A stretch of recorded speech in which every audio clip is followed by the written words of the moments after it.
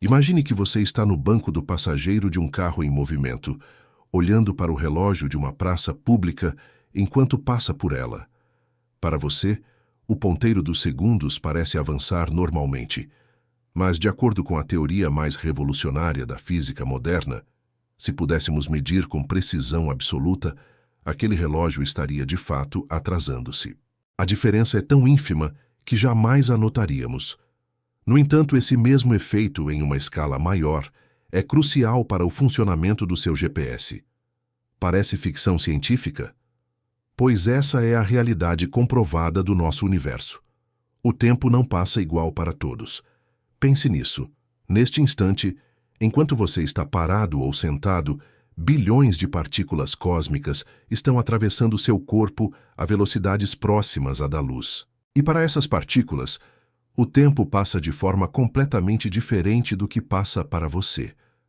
Em frações de segundo do nosso tempo, elas vivenciam apenas nanosegundos.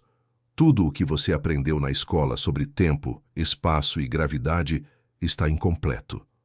Durante séculos, a humanidade acreditou que o tempo era absoluto, que um segundo em Tóquio era exatamente igual a um segundo em Nova York. Achávamos que o espaço era apenas um palco vazio e fixo onde os eventos aconteciam. E a gravidade? Bem, era simplesmente aquela força misteriosa que fazia as coisas caírem. Mas prepare-se, porque tudo isso está prestes a ser virado de cabeça para baixo. Em 1905, um jovem físico alemão de apenas 26 anos, chamado Albert Einstein, estava trabalhando em um escritório de patentes em Berna, na Suíça. Seu trabalho era analisar pedidos de patentes de equipamentos elétricos e mecânicos. Nas horas vagas, durante suas pausas para o café, Einstein fazia algo extraordinário. Ele revolucionava toda a física. Einstein não tinha acesso a laboratórios sofisticados. Não tinha equipamentos caros ou telescópios potentes.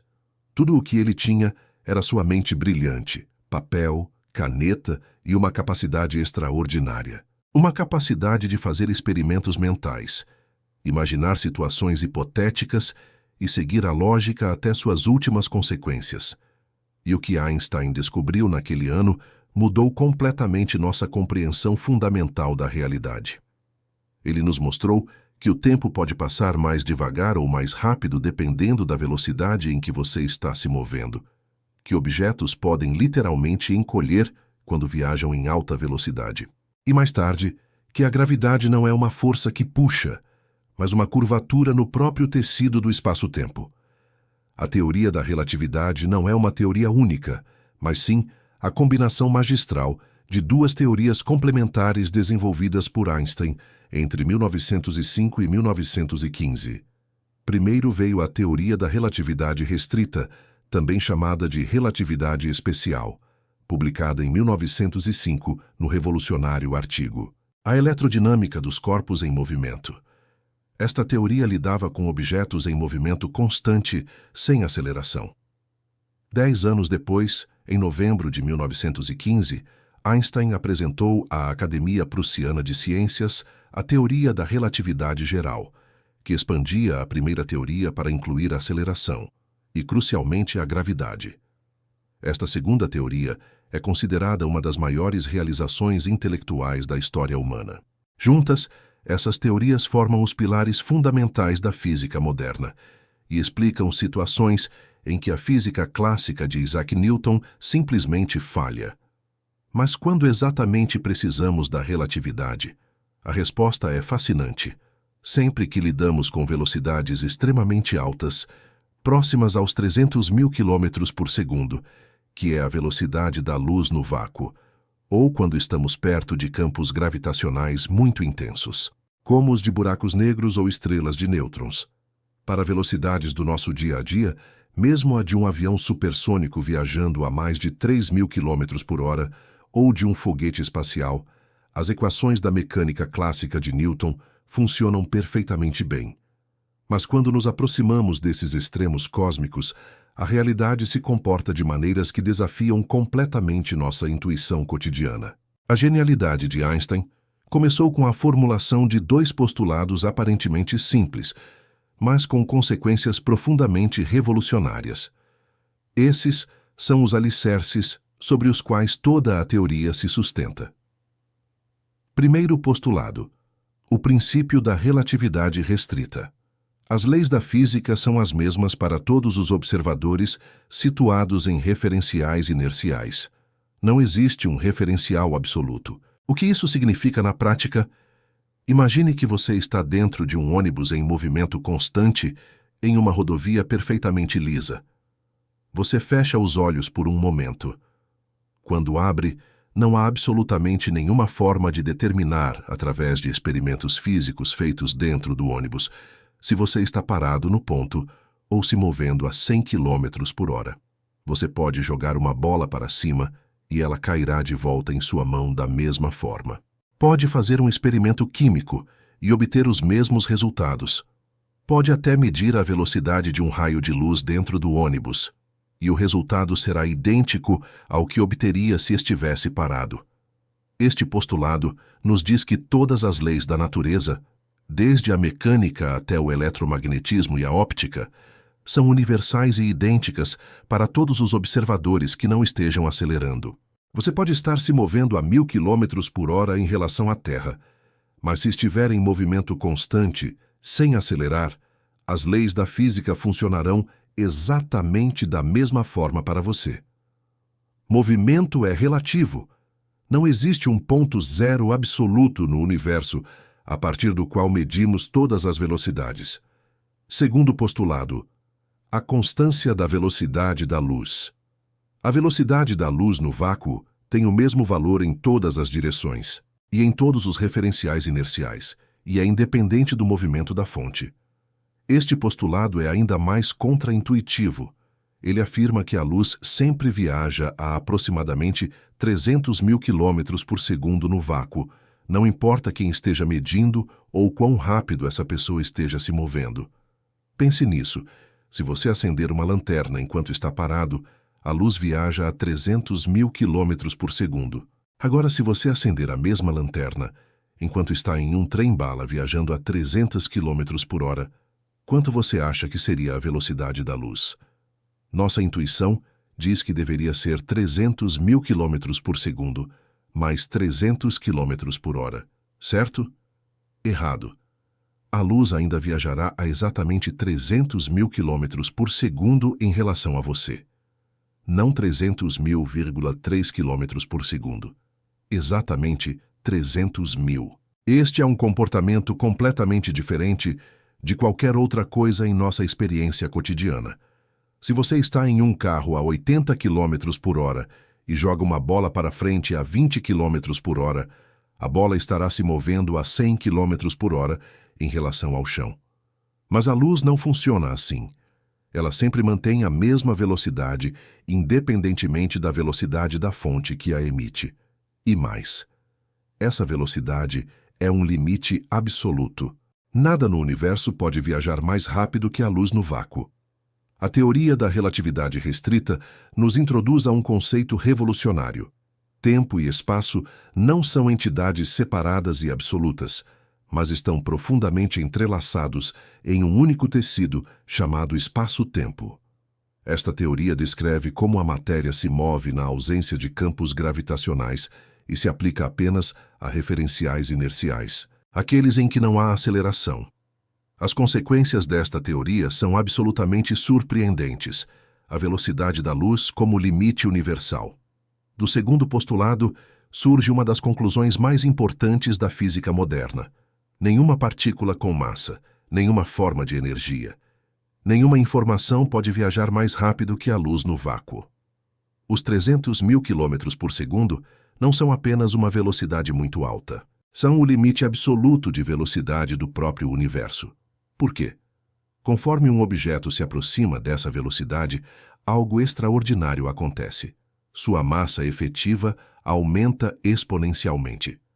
Quanto mais rápido você vai, mais pesado você se torna, tornando cada vez mais difícil acelerar ainda mais.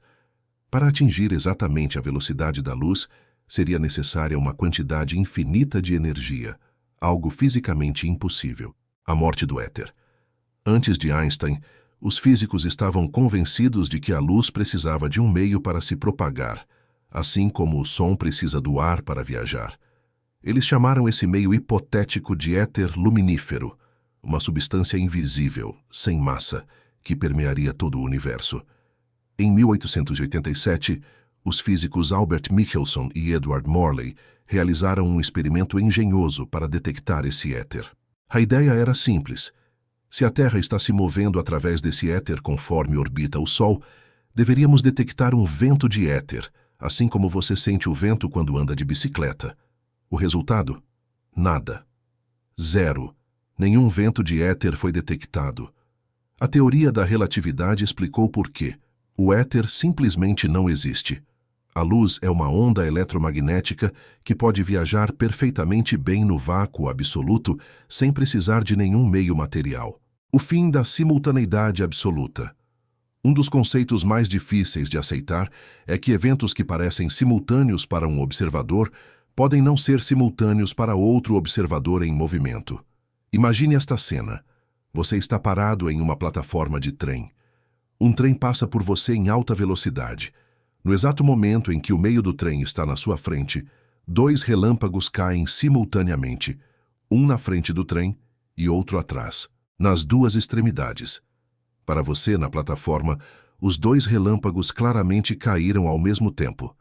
Você viu os flashes de luz simultaneamente. Mas agora, considere alguém sentado exatamente no meio do trem, em movimento.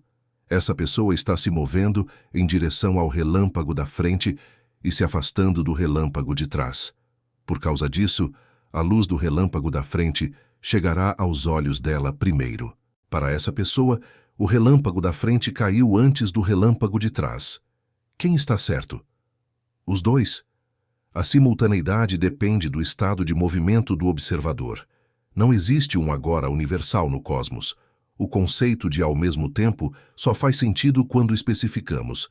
Ao mesmo tempo para quem? A dilatação do tempo. Talvez o efeito mais famoso e mais perturbador da relatividade seja a dilatação temporal. Quanto mais rápido você se move, mais devagar o tempo passa para você em relação a um observador estacionário. Este não é apenas um efeito teórico ou uma ilusão de percepção. É absolutamente real e mensurável. Imagine que você tem um irmão gêmeo idêntico. Vocês têm exatamente a mesma idade até o último segundo. Agora você entra em uma nave espacial que pode viajar a 90% da velocidade da luz e parte em uma viagem pelo espaço. Para você, dentro da nave, tudo parece completamente normal. Você come, dorme e lê livros. Um ano se passa normalmente, você envelhece 1 ano. Seu relógio marca 365 dias. Seu corpo passa por 365 dias de envelhecimento biológico. Mas quando você retorna à Terra, algo chocante aconteceu. Seu irmão gêmeo envelheceu mais de 2 anos. Ele tem cabelos grisalhos que você não tem. Ele vivenciou mais de 730 dias enquanto você vivenciou apenas 365. O tempo literalmente passou mais devagar para você. Este é o famoso paradoxo dos gêmeos, que não é um paradoxo real, mas uma consequência genuína da relatividade.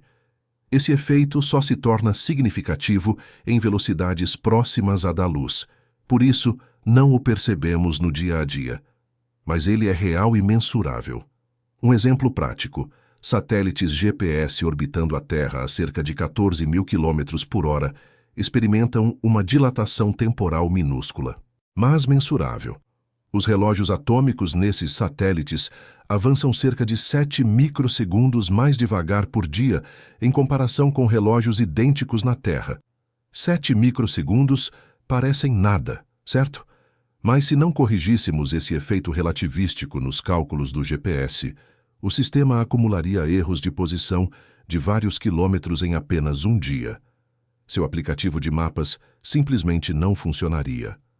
A contração do espaço. Assim como o tempo se dilata, o espaço se contrai. Um objeto em movimento sofre uma contração na direção de seu movimento em relação ao tamanho que tem quando está em repouso. Se você pudesse observar uma nave espacial passando por você a 90% da velocidade da luz, veria algo bizarro.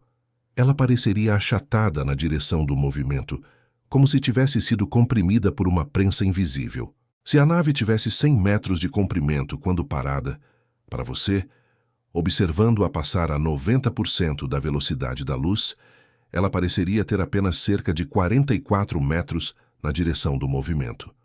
Sua altura e largura permaneceriam as mesmas, apenas o comprimento na direção do movimento seria afetado. Novamente, do ponto de vista de quem está dentro da nave, tudo parece absolutamente normal. A nave tem 100 metros. É o universo do lado de fora que parece contraído. E aqui está a parte verdadeiramente estranha. Tanto a dilatação temporal quanto a contração espacial são efeitos recíprocos. Se você está em uma nave e eu estou na Terra, você vê meu tempo passando mais devagar e meu espaço contraído. E eu vejo o seu tempo passando mais devagar e seu espaço contraído. Isso parece paradoxal. Como podemos ambos ver o tempo do outro passando mais devagar? Mas é perfeitamente consistente quando levamos em conta toda a teoria. E lembramos que não existe simultaneidade absoluta. Há relatividade geral. 10 anos depois de publicar a relatividade restrita, Einstein deu o próximo passo gigantesco. A teoria da relatividade geral é a generalização e expansão da relatividade restrita, mas agora incluindo a aceleração e, crucialmente, a gravidade. Esta teoria revolucionou completamente nosso entendimento da gravitação e é considerada uma das maiores conquistas intelectuais de todos os tempos. Na física clássica de Isaac Newton, desenvolvida no século XVII, a gravidade era descrita como uma força misteriosa que age instantaneamente através do espaço vazio. A Terra atrai a Lua, o Sol atrai a Terra, mas ninguém sabia exatamente como essa atração funcionava. Era simplesmente uma força que diminuía com o quadrado da distância. Funcionava perfeitamente para cálculos práticos, mas ninguém entendia sua natureza fundamental. Einstein propôs algo radicalmente diferente. A gravidade não é uma força, mas sim uma curvatura do espaço-tempo.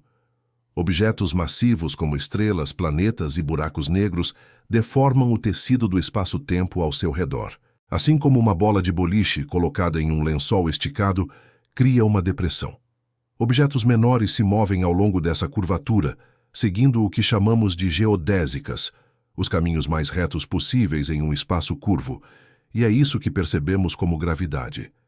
Imagine o espaço-tempo como uma membrana elástica tridimensional, na verdade quadridimensional, incluindo o tempo, mas vamos simplificar.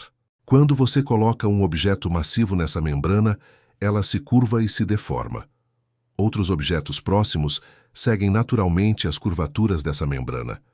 A Terra orbita o Sol, não porque existe uma corda invisível puxando-a, mas porque o Sol curva o espaço-tempo ao seu redor, e a Terra está simplesmente seguindo o caminho mais reto possível nesse espaço-tempo curvo. A Terra está, na verdade, caindo livremente, mas caindo ao redor do Sol, não em direção a ele. A teoria da relatividade de Albert Einstein nos ensinou que o universo é muito mais estranho e maravilhoso do que jamais imaginamos. O tempo não é uma constante universal que flui uniformemente para todos. Ele pode passar mais devagar ou mais rápido, dependendo de quão rápido você está se movendo ou quão perto você está de um campo gravitacional intenso. O espaço não é um palco rígido e imutável. Ele pode se contrair quando objetos se movem através dele e pode se curvar na presença de massa e energia. A luz sempre viaja à mesma velocidade, não importa o quê, uma constante universal que estabelece o limite máximo de velocidade do próprio universo. E a gravidade não é uma força misteriosa que puxa objetos através do espaço vazio. É uma curvatura no próprio tecido da realidade, no espaço-tempo quadridimensional em que existimos. Essas ideias, que pareciam completamente loucas quando foram propostas há mais de um século, foram confirmadas inúmeras vezes por experimentos cada vez mais precisos e observações astronômicas cada vez mais sofisticadas. Einstein nos deixou um legado que continua revelando os segredos do universo e que certamente continuará guiando a ciência por séculos.